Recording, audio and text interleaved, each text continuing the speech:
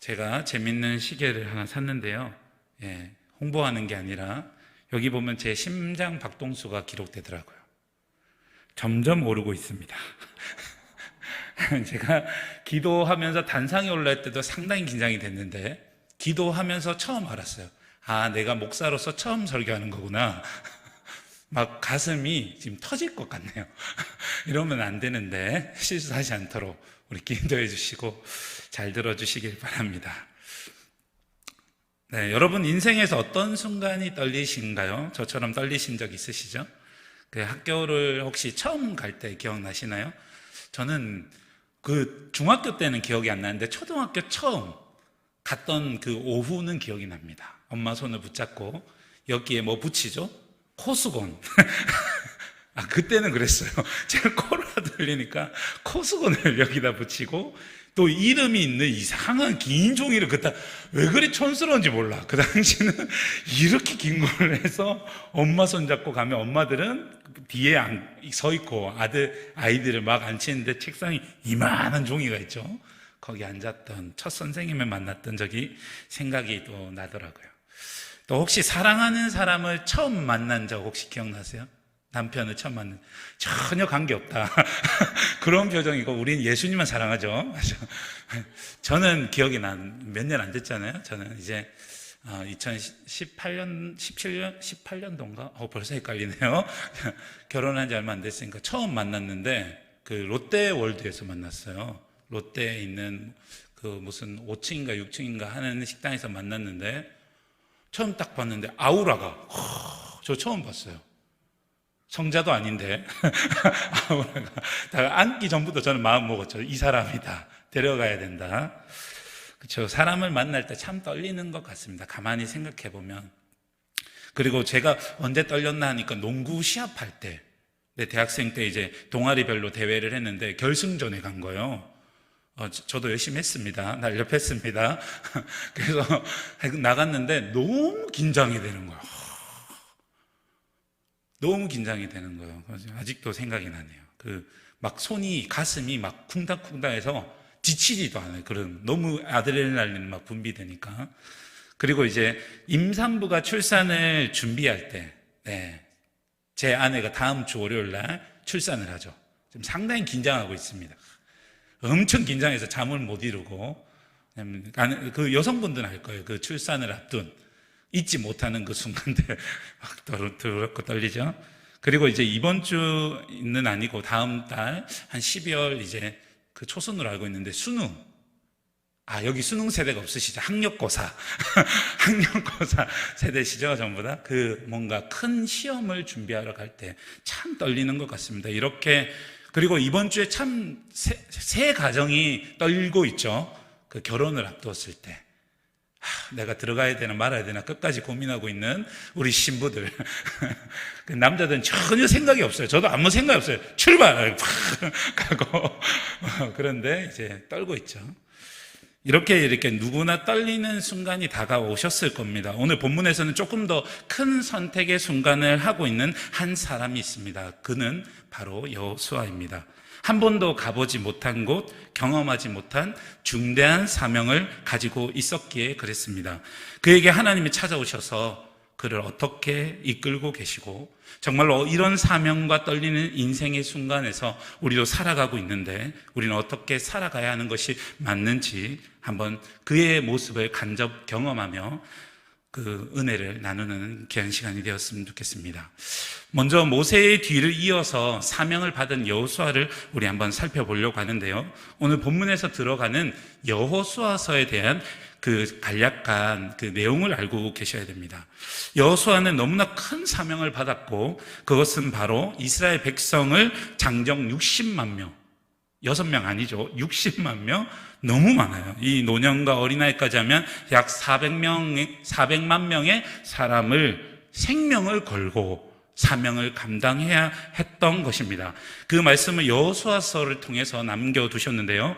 여호수아에게 말씀하신 내용을 이해하기 전에 그 배경을 잠깐 살펴보면, 여호수아서는 전체적인 주제와 문헌적 내용에 대해서 조금 이해를 하고 들어가야 합니다. 이 내용은 역사서라는 큰 관점의 그 출발점에 있는 것으로서 주전 1000년 전, 그러니까 예수님이 오시기도 훨씬 전전에 히브리어로 기록되었으며 내러티브라는 이런 스토리적인 내용의 형식은 하나님의 계시입니다. 그렇기 때문에 몇 가지 앞두고 우리가 유념해 볼 것들이 있는데요. 하나는 문법적이며 문해적인 게 필요해요. 왜냐하면 언어가 다르기 때문에 그 언어의 특징들에 조금 더 집중하여 보아야 하고요. 두 번째는 이런 배경적인 것을 염두에 두고 보아야 합니다. 우리도 혹시 드라마 보실 때 있죠. 드라마 보실 때 우연히 새 드라마인데 아무 내용을 모르면 그 이해하기가 어려운 것처럼 앞뒤의 배경을 알아두면 이 여호수아서를 더 깊이 이해할 수 있고, 이게 멜로인지 코미디인지 장르를 알게 되면 그 내용을 처음 보더라도 뭔가 감을 잡는 것처럼 그렇게 본질을 놓치지 않게 된다는 것입니다. 여호수아서는 전체적으로 연대순을 따르고 있습니다. 그러니까 시간의 순서를 따라서 쭉 이렇게 흘러가고 있는데요. 크게 4가지의 스토리입니다. 여호수아서 전체는 처음에는 입성, 그리고 정복하고, 그리고 그 땅을 분배하며 마지막에는 미래라는 측면에서 볼 수 있습니다. 오늘은 그 중에서 입성이라는 부분을 보게 될 것인데요. 그럼 여호수아서는 그런데 그 내용들이 작은 스토리들이 아주 독립적이며 병렬적으로 연결되어 있어요. 그러니까 이 스토리가 개별적인 교훈들이 있는 상황 가운데서 큰 테두리의 교훈이 있다는 거, 이것을 잊으면 안 된다는 것입니다. 오늘은 가나안에 입성하는 여호수아에게 오신 하나님의 명령 부분을 보게 될 것입니다. 어떤 내용이라고요? 명령하신 부분이라는 거죠. 그리고 그 내용의 측면상 입성과 정복, 분배 대목의 부분에서는, 그러니까 제가 말한 4가지 중에 3가지는 하나님의 중심적으로 보시면 되고, 마지막 측면에서만 인간에게 조금 더 집중하셔서 말씀하고 계신다는 것을 알고 가시면 됩니다. 오늘 본문의 입성이라는 내용은 그럼 하나님께 중심을 두고서 하나님의 여호수아를 통해서 어떤 일을 계획하시고 이루시길 원하는지, 그리고 여호수아가 해야 할 일은 무엇인지, 그 장면 속에서 우리에게 무엇이라 말씀하고 있는지 한번 살펴보는 시간이 되었으면 좋겠습니다. 그러면 먼저 또 상황을 한번 보겠습니다. 그 모세가 죽은 상황입니다. 이게 우리에게는 아무 관계없는 사람이니까 그냥 모세가 죽었다라고 받아들이지만, 여호수아는 하나님의 명령을 받는 이 상황이 아주 아시다시피 모세라는 아주 뛰어난 이스라엘 지도자를 잃은 상황인 것입니다. 하나님이 그를 통해서 얼마나 많은 일을 일하셨습니까? 가나안이 오기까지 40년간이나 그와 함께 하셨습니다. 여호수아 1장 1절에 이렇게 모세를 11번이나 언급하고 있는데, 1장 1절 한번 볼까요? 여호와의 종 모세가 죽은 후에 여호와께서 모세의 수종자 눈의 아들 여호수아에게 말씀하여 이르시되, 분명히 여기에서 구분 짓고 있지 않습니까? 모세는 누구죠? 여호와의 종. 여호수아는 누구죠? 모세의 수종자라고 얘기하고 있습니다. 두 명의 직분은 분명히 차이가 있습니다. 여호수아가 신실한 사람이고 좋은 사람이라 하더라도 모세의 수종을 드는 사명을 감당한 사람이었고, 여호와의 종으로 불리지 않았다는 거죠. 한 번도 그렇게 불린 적이 없던 사람인데 엄청난 일을 맞이하게 된 거예요. 오늘 1장까지 모세를 하나님의 종으로 계속 부르고 있습니다. 그리고 여호수아는 반복해서 모세의 수종을 들었던 사람. 40년간이나 광야의 세월 가운데 거룩한 사람으로 쓰임받고 전쟁, 행군, 그 앞에서 나름대로 선두로 쓰임을 받은 그였지만, 하나님과 대면한 모세, 시내산에 올라가서 모세 오경을 지음받고 법궤와 모든 성방을 만드는데 쓰임받은 그 사람, 그리고 오늘날까지 살아계신 하나님의 음성을 들었고 홍해를 가르는 곳에, 애굽의 열장을 내리는 곳에 쓰임받았던 하나님의 선포자요 선지자요 이스라엘의 지도자와는 너무나 차이가 있다는 것을 이 단어로 볼 수 있는 것입니다. 여호수아도 너무나도 의지하고 모시고 있던 이 모세가 갑자기 죽게 된 너무나 당황스러운 상황이었다는 거죠. 여호수아는 하루아침에 수종드는 사역에서 너무나 큰 사명을 감당해야 했습니다. 그래서 그때 하나님께서 오늘 본문 앞에 나오게 된 것입니다. 1장 2절에서 4절까지 제가 한번 읽어드릴게요. 한번 보실까요? 내 종 모세가 죽었으니 이제 너는 이 모든 백성과 더불어 일어나 이 요단을 건너 내가 곧 그들 곧 이스라엘 자손에게 주는 그 땅으로 가라. 내가 모세에게 말한 바와 같이 너희 발바닥으로 밟는 곳은 모두 내가 너희에게 주었노니 곧 광야와 이 레바논에서부터 큰 강 곧 유브라데 강까지 해쪽 속의 온 땅과 또 해지는 쪽 대해까지 너희의 영토가 되게 하리라. 너무나도 큰 명령입니다. 그런데 이 내용을 잠깐 살펴보면 두 가지로 압축할 수 있는데, 첫 번째는 여호수아에게 이 모든 백성과 함께 일어나라는 거죠. 온 백성이 모세를 바라보고 있었습니다. 하나님의 종 모세의 죽음을 통해서 백성은 시리와 실망과 두려움에 빠지게 되었을 것입니다. 하나님과 동행하던 그 모세의 죽음은 이루 말할 수 없는 충격이었지 않겠습니까? 백성들은 혼란에 빠져 있었습니다. 40년간 함께한 하나님의 능력의 사람 모세가 없다는 것은 상상할 수도 없는 일이었을 것입니다. 그것도 가나안을 목전에 두고 거기까지 우리 다 같이 왔는데 그 길을 인도한 하나님의 사람이 죽은 것입니다. 그 백성에는 이런 마음도 들었겠죠. 앞으로 이제 그 가나안을 건너편 전쟁도 해야 되는데 여기까지밖에 못 가는 것인가? 우리가 여기까지였나? 라는 그런 두려움도 있었을 것입니다. 10년간 기르던 혹시 애완견이 죽은 적 있으십니까? 우리 곁을 떠나게 되면 그 마음에 헤아릴 수 없는 그 아픔과 짠함과 그 슬픔이 갑자기 오잖아요. 그런 미물도 그래야 한데 그런 그리움이 오는데 40년간 의지한 하나님의 사람을 그 모세를 보내는 그 심정은 너무나도 두렵고 떨렸을 것입니다. 아무도 이 사람을 대체할 수가 없는데 하나님은 그런 이스라엘 백성에게 슬픔에 머무는 것이 아니라 하나님을 준비하신 가나안에 들어가도록 그들과 함께 일어나라는 것입니다. 여호수아는 이 사명을 감당해야 했습니다. 슬픔을 뒤로하고 자신의 슬픔은 내려놓은 채 일어서는 모습, 온전한 순종을 통해서 가나안에 들어갈 준비를 하라고 하나님께서 말씀하시는 것입니다. 그리고 두 번째로는 일어나 요단을 건너가라는 것입니다. 출애굽으로부터 시작된 가나안 입성을 시작하라는 것입니다. 하나님이 준비하신 계획에 순종하기 위해서 실제적으로 일어나 건너가라는 것입니다. 이 일은 결코 쉬운 일이 아니었을 것입니다. 한 번도 경험하지 못한 일이지 않습니까?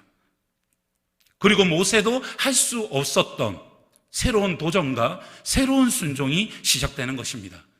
우리가 일상생활에서 혹시 익숙한 일을 잘할 수 있지만 한 번도 경험하지 못한 것을 할 때에는 너무나도 두려움이 임하지 않습니까? 그런데 바로 모세를 대신하여 하나님의 종으로 쓰임받고 전쟁 속에서 정복을 해야 한다는 것은 쉽지 않은 일이었을 것입니다. 여러분, 전쟁은 그냥 오늘날처럼 무슨 핵폭탄 하나 투하하는 그런 시대가 아니잖아요. 사람과 사람이 죽고 죽어야 하는 것이고, 광야에서 아말렉 또는 다른 민족과 전투의 현장에서 앞선에서 싸웠던 이 여호수아에게는 그것이 얼마나 무서운 일인지 알 겁니다. 하물며 이 결과가 어떠한 영향력을 미치고 이스라엘 백성 중 얼마나 많은 사람들이 죽게 될 것을 짐작하여 보게 될 것인데 고민하지 않을 수 없었을 것입니다. 하나님 어떻게 합니까? 그때 하나님이 오늘 본문을 통해서 말씀하신 것입니다. 첫 번째는 우리가 주목해야 될 단어가 있습니다. 바로 내가라는 것입니다. 3절에도 2절에도 등장하고 3절에도 등장하고 4절에도 등장하죠. 내가라는 것입니다. I am 여호수아에게 요단을 건너가라 하시며 그 땅을 이렇게 설명하십니다. 내가 그들 곧 이스라엘에게 주는 그 땅으로 가라. 건너가서 여호수아가 정복하는 것이 아닙니다. 잘 읽어보시면 내가 그들 곧 이스라엘 자손에게 주는 그 땅, 하나님이 주실 땅으로 가라는 것입니다. 여호수아는 아무리 훌륭한 사람이라도 가나안 땅을 정복할 힘이 그에게 없습니다. 부족합니다. 그런데 능력이 하나님께서 내가 한다는 것입니다. 내가 이스라엘 자손에게 주신다는 것입니다. 영어로 보면 I am giving to them. 그리고 그 밑에서는 I have given to you. 3절에서 말하시는 주언노니라는 단어입니다. 주언노니. 3절에 분명히 이야기하고 있죠. 너희 발바닥을 밟는 곳은 내가 너희에게 주언노니. 이 단어는 1인칭 완료형입니다. 하나님의 관점에서 완료된 겁니다. 하나님이 스스로 벌써 준 거예요. 그렇게 말씀하시는 것입니다. 그리고 3절에 모세에게 말한 바와 같이 내가 모세에게 약속한 바와 같이라고 얘기하고 있죠. I promised to Moses. 완료된 거예요. 예전에 내가 모세와 약속했고 끝난 일이다.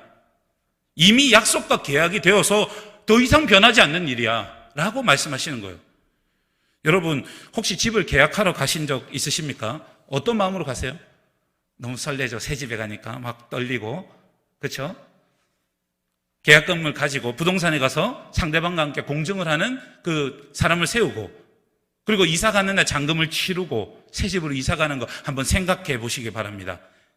오늘 새 집을 계약하신 분은 하나님과 이스라엘 대표하여 모세였던 거예요. 벌써 된 거예요. 이거는 오늘 여호수아가 하는 것이 아니라 벌써 이루어진 것입니다. 계약 땅은 벌써 하나님 주셨다는 거예요. 잔금 치렀다는 겁니다. 그곳에서 하나님이 3절에, 그리고 너무나도 재미있는 말을 남겨놓으시죠. 3절에 뭐라 하죠? 너희 발바닥으로 밟는 곳은 모두 내가 너희에게 주었노니. 와, 우리 하나님 너무 좋으신 분 아니십니까? 발바닥으로 밟는 곳 다 주신대요. 할렐루야! 오늘날 하루만 저한테 걷게 해주시면 제가 시컨 걸어서 이제 다 나눠드릴 텐데, 근데 그거는 오늘날 임하는 것이 아니고 당시죠. 그러니까 저희 이렇게 죄악된 모습이 있어요. 하나님은 사랑한다 해놓고 갑자기 마음 바뀌죠. 땅을 주세요. 아닙니다. 우리 벌써 다 천국에 다 준비되어 있습니다. 갑자기 너무 신나네요. 자, 걷는 걸로 부족해서 광야와 그리고 또 지명도 해주죠. 왜냐하면 걷다 지칠 수 있잖아요. 광야와 레바논에서부터 곧 유브라데 강까지 온 해적 속의 온 땅과 또 해지는 쪽 대해까지 너희의 영토가 되게 한다는 것입니다. 이스라엘 전체 영토가 그때 제가 대략 듣기로 경상도만 하다고 했거든요. 그게 제 거가 되는 상황이라고 보시면 되죠. 신났겠죠? 여호수아. 힘이 나죠. 하나님 벌써 약속한 거고 계약 끝난 거인데 내가 두려웠구나. 세상의 주인이신 하나님 아니십니까? 그 하나님이 여호수아에게 두려움을 제거하시죠. 오셔서 진실로 소망이 되는 생명의 약속을 하시며 400만 명의 집과 텃밭과 목축지와 예배처를 만드셨고 이미 계약되었으니 약속이 되었으니 들어가라 라고 얘기하는 거죠. 그리고 두 번째 단어는 너와 함께라는 단어를 우리가 주목해 보고자 합니다. 5절에 하나님은 너를 평생에 대적할 자가 없다고 약속하십니다. 왜냐하면 이전에 모세와 함께한 것처럼 너와 함께하리라. 너와 함께하리라. 모세와 함께하셔서 출애굽의 10가지 재앙을 애굽 왕으로부터 이스라엘을 건지신 하나님, 모세와 함께하셔서 홍해를 가르시고 애굽 군대를 수상시키신 하나님, 광야 40년간 만나와 메추리로 안반수로 400만 명을 하루도 굶기지 않으시고 먹이시고 입히신 하나님, 광야 40년간 신과 옷이 하나도 헤어지지 않고 입히신 하나님, 정갈과 흑암과 벌레와 들짐승과 이방의 위협과 뜨거운 사막에서 불기둥으로 구름 기둥으로 400만 명의 길을 인도하시고 지키신 하나님, 시내산에 실제로 모세에게 나타나시며 동행하시고 영원히 변하지 않는 새 약속을 주시고 언약의 십계명을 주시고 날마다 소망을 주신 하나님께서 함께 하신다는 것입니다. I will be with you. I will not leave you. 떠나지 않겠다. 너와 함께 하겠다. 함께 하시기만 해도 감사한데 그 밑에 절에 하나님께서 떠나지 않으시고 버리지 않으신다고. 네가 어떤 잘못을 하더라도 버리지 않아. 약속된 거야. 들어가. 네 상황과 관계없어. 내 사랑은. 라고 말씀하시는 하나님이십니다. 이 약속을 하나님께서 하시며 여호수아와 이스라엘 백성이 해야 할 일을 명령하십니다. 이런 완벽한 약속을 이루음에도 불구하고 우리에게 해야 될 일들을 남겨두셨습니다. 그것은 바로 내게 명령한 그 율법을 다 지켜 행하며 우로나 자로나 치우치지 말라고 하십니다. 그런데 이 율법을 지키는 방법을 그 밑에 보면 자세히 구체적으로 알려주고 계십니다. 그것은 바로 내 입에 두며 묵상하라는 것입니다. 근데 여기서 여러분 좀 의문이 되지 않나요? 가나안을 정복하고 땅을 분배하고 차지하는 일에 율법을 묵상하고 지켜내는 것이 별개의 문제처럼 여기지 않습니까? 그 전쟁을 앞둔 사람이라면 하나님께서 이렇게 얘기하셔죠. 오늘부터 남성수가 얼마인지 하고 저녁부터 아침까지 진짜 사나이처럼 운동하고 가짜 사나이 아니야? 이러면서 막 채찍질하고 급하게 훈련시킨 다음에 뭔가 해야 되는 그런 정비를 해야 되는 것인데 제가 생각하기에는 그것이 더 우선순위인 것처럼 보이시는데 그런데 하나님은 다른 방법을 요구하세요. 왜 그렇게 하셨을까요? 학자들이 이 부분에서 율법이라는 단어에 집중하고 있습니다. 히브리어로 보면 토라라고 하고 있는데요. 율법으로 번역되어 있는데 근데 좀 더 자세히 살펴보면 이것은 일반적인 그냥 율법의 법칙을 말하는 것이 아니라고 합니다. 우리가 생각해 율법하고 토라라고 하면 십계명만 생각하는데 그게 아니라는 거죠. 좀 더 좁은 의미의 해석이라고 합니다. 바로 모세오경에서 창조부터 족장들과 약속하신 내용, 애굽에서부터 종노릇한 거, 출애굽을 구원한 거, 시내산에서 언약한 거, 광야의 여정, 요단강까지 온 모든 그 시간에 하나님께서 명령하신 그 내용들을 다시 살펴보면서 하나님이 너희를 어떻게 이끌고 왔는지, 너희를 어떻게 구원하고 있는지 그 여정과 이야기를 묵상하라고 말씀하시는 것입니다. 그리고 생각하라는 거예요. 그 안에서 정체성과 사명을 발견하고 분명한 깨달음을 깨달아서 너희가 어떤 민족인지 확인하라는 거예요. 누가 함께하고 있는지 확인하라고 하는 것입니다. 그게 먼저라는 것이에요. 정체성을 세워주십니다. 나와 함께하는 백성인 것을. 그렇습니다. 하나님께서 가장 원하시는 것은 율법의 1.1획을 혹시 어기면 탈락하는 그런 것이 아닙니다. 상벌로 평가하시기 위해서 시험하는 것이 아니라 이스라엘 백성들이 하나님의 은혜를 생각하고 그의 구원의 역사를 날마다 고민하고 우리가 어디로 가야 하고 왜 싸우고 어떻게 싸워야 하고 하나님의 백성으로서 어떻게 살아가야 하는지 날마다 고민하고 생각하고 반복해서 정체성을 회복하고 하나님과 관계를 회복하는 것이 이 전쟁의 승리의 비결이라고 너희가 해야 될 일이 그거라고 말씀하고 있는 것입니다. 여러분 정체성과 태도의 차이에 대해서 제가 한 가지 예화로 설명해 드리겠습니다. 여러분 높이뛰기 혹시 보셨어요? 바가 있는 높이뛰기. 요즘에는 전부 다 뒤로 뛰죠, 그렇죠?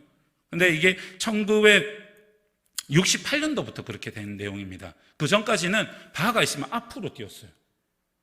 그 바가 있으면 점프를 탁 해서 이렇게 탁 한 다음에 다리를 탁 들어서 이렇게 앞으로 뛰는 것을 했는데 어떤 포스벨이라는 193cm의 선수인데 높이뛰기는 키가 크면 유리하거든요. 그러니까 더 큰 사람이 많잖아요. 그러니까 이 사람이 자기의 신체적인 약점을 해결할 방법이 없는 거예요. 그래서 연구하기 시작했어요. 고민하기 시작했어요. 나는 어떻게 이걸 넘을 수 있을까? 이 고등학교 때부터 이런 고민을 본격적으로 하게 됐는데요. 근데 고등학교 때도 실력이 없어서 부족해서 앞으로 뛰는 건 도저히 안 되는 거예요. 그래서 지역 선수에도 선발되지 못했던 사람입니다. 근데 포기하지 않고 끊임없이 연구하다가 1963년에 새로운 기술을 자기가 개발합니다. 그것은 바로 접근법 자체를 바꾸는 거죠. 모든 사람이 이렇게 뛰는데 자기는 이렇게 뛰는 거죠. 뒤로 뛰면서 탄력을 받아서 등을 굽히고 발이 걸리잖아요. 이렇게 뛰면 발을 턱 치는 이 방법을 연구한 거죠. 뒤로 점프해서 등을 굽히게 하는. 1968년도 올림픽에 그래서 나가게 되었고 메달권과는 전혀 먼 선수였는데 미국 선수였는데 다른 소련의 선수, 미국의 선수 3명이 남았을 때 결승전에서 이 선수가 뒤로 탁 뛰면서 2m 24cm 세 번째 시도 만에 그가 해내고 올림픽 금메달을 확정하고 올림픽 신기록을 작성하고 그 이후로는 모든 사람이 어디로 뛰어요? 뒤로 뛰는 거죠. 그 정체성의 차이를 아시겠습니까? 그 작은 발견이 이제 다른 기록을 내는 거죠. 우리의 삶에 큰 도전과 인생의 수없는 좌절과 아픔이 슬픔이 다가올 때 여러분 어디를 바라보고 계십니까? 하나님을 바라보시길 바랍니다. 하나님께서 여러분을 향한 계획을 다시 여러분이 말씀을 통해 발견하시길 바랍니다. 우리를 부른 이유가 있잖아요. 우리 약속된 백성인데 바로 말씀을 깊이 있게 묵상하시고 말씀을 통해서 기도하시고 나의 정체성을 확인하고 회복하시는 하나님의 자녀됨을 회복하고 하나님 인도하시는 여정을 다시 따라가시는 여러분 되길 바랍니다. 우리는 오늘도 수많은 도전이 우리에게 막 다가옵니다. 건강과 경제적 도전, 코로나로 인한 도전들, 그 가운데 성도로서 살아내야 하는 것이 결코 쉽지만은 않습니다. 하루에도 몇 번씩 오는 코로나 안내 문자 이제 좀 안 왔으면 좋겠어요. 진짜 천호도 몇 명 있는지 안 궁금하니까 제가 말해서 너무 힘들어요. 계속 오니까. 바쁘고 지친 나머지 여러분 혹시 하나님 관계가 소홀히 되진 않으셨습니까? 하나님의 백성이 아닌 숨어있는 자녀로, 아니면 겨우 믿음의 숨만 붙어있는 심폐호흡이 필요한 성도로 되진 않으셨습니까? 여러분 그런 생각이 드실 때 그때 하나님을 바라보시길 바랍니다. 오늘 본문에서 함께라는 단어를 한 번 더 묵상하고 마치고 싶은데요, 이 단어는 히브리어로 여러분 다 아시죠? 마태복음 1장 23절에 그의 이름은 임마누엘이라 하리라 하였으니 이를 번역한 자 하나님이 우리와 함께 계시다. 우리는 예수 그리스도와 함께 하심으로 구원을 받은 존재들입니다. 그리고 성령님께서 로마서 8장 26절에 이와 같이 성령도 우리의 연약함을 도우시나니 우리는 마땅히 기도할 바를 알지 못하나 오직 성령이 말할 수 없는 탄식으로 우리를 위하여 친히 간구하시니라. 성령님이 우리와 함께하고 내주하고 계십니다. 이미 우리를 선택하셨고 우리를 구원하셨고 우리에게 성령을 보내시며 우리와 함께 하시는 분께서 우리를 위해서 세상의 유일한 중보자 되어주신 예수님으로 인해 우리 모든 허물과 죄를 씻어주셨고, 그리고 새로운 사명과 자녀됨을 알게 해주시고 우리가 어디로 났고 어디로 가야 하는지 말하고 계십니다. 그 피로 영원한 기업의 약속도 우리는 보장받은 사람입니다. 예수 그리스도께서는 선지자로 하나님의 말씀을 우리에게 알려주시고 제사장으로 속죄의 대속의 은혜로 하나님의 진노와 분노에서 화목으로 바꿔주셨고, 그로 인해 우리가 구속받고 구원을 얻었습니다. 그리고 예수님께서는 우리의 유일한 중보자로 우리를 구원하십니다. 예수님께서는 세상의 왕으로 언약의 대포이시며 스스로 하나님이신 분이십니다. 그럼에도 불구하고 그 하나님 예수님께서는 우리를 위해 자기 영광을 비우고 잉태와 출생, 삶, 죽음이라는, 그리고 죽음 후에 부활의 종의 형상을 취하시고 낮아지셨습니다. 그리고 우리를 건져주셨습니다. 날마다 그리고도 우리를 위해 중보하십니다. 장차 심판에 주러 오실 그분께서 우리와 함께하고 있는데 여러분 어디를 보고 계십니까? 말씀 가운데서 성삼위 하나님의 구원의 여정을 통해서 우리가 어디로 가야 할지, 또 우리는 누구인지, 성도로 어떻게 살아야 하는지 깊이 물으시고 기도로 응답 받으시는 우리 모두 되길 바랍니다. 시편 119편 18절 읽고 마치고자 합니다. 내 눈을 열어서, 같이 한번 읽어볼까요? 시작. 내 눈을 열어서 주의 율법에서 놀라운 것을 보게 하소서. 위기 속에서 우리 무엇해야 합니까? 말씀과 기도로 주님 다시 만나야 되는 줄 믿습니다. 바로 지금 다시 기도의 자리, 말씀의 자리, 하나님을 만난 자리에 예전보다 더 나아가시길 바랍니다. 위기와 도전의 때 다른 것을 보지 마시고 하나님이 자기를 보라고 하지 않습니까? 그리고 기도하시길 바랍니다. 하나님, 내 눈을 열어주세요. 하나님, 말씀 가운데서 생명의 길을 보여주옵소서. 내 눈을 열어서 말씀 속에서 헤쳐나갈 수 있는 정체성을 발견하게 허락하여 주시고 회복하는 은혜를 발견하게 인도하여 주옵소서. 다 같이 기도하겠습니다. 오늘도 살아계신 참 좋으신 성삼위 하나님 감사합니다. 여호수아에게 말하시며 강하고 담대하라, 내가 너와 함께하리라고 말씀하신 그 하나님이 우리의 하나님인 줄 믿습니다. 어떠한 상황이 오더라도 하나님 우리와 함께하심을 바라보며 하나님의 성도로서 담대하게 하나님 맡겨주신 귀한 사명을 향해 또 주의 영광을 위해 오늘 하루도 살아가게 인도하여 주옵소서. 주님께서 모든 것을 붙들어 주실 것을 믿사옵고 거룩하신 예수님 이름으로 기도드립니다. 아멘.